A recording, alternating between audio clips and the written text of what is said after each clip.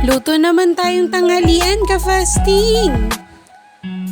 Ang ulam namin today ay tilapia. Pirito po ito at sasamahan natin syempre ng Alam mo na yan, bawal sabihin eh. At syempre kailangan natin ng mga panggisa, sibuyas, bawang, luya at kamatis at pati ang ampalaya. At ito naman daw po ay talbos ng sitaw. So isasama rin po namin yan sa alam niyo na yan. Paborito tuwing Biyernes. So syempre ang gagawin lang natin, igigisa natin yung mga recados, no? Pampalinamnam po yan sa ulam.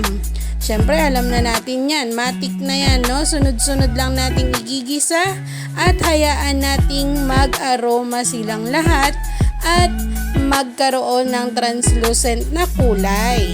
So, siyempre, alam na natin yun pag naluto na po sila.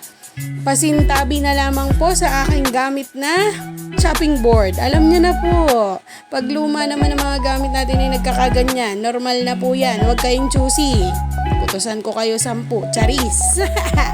So, yan na nga po, no? Meron tayong piritong isda at paparisa natin ng masarap na yum, yum, yum. At masustansyang ulam. Yan po ay wala nang sahog, no? Gulay lang po talaga. Ganyan po kami magluto dito niyang masarap na paborito tuwing Biyernes. Ganyan po kami magluto. Purong gulay lang po. Walang sahog na karne. Walang sahog na kahit ano.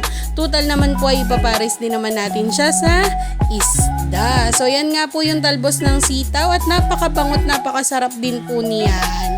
So yan lang po for today's video mga ka-fasting. Alam na,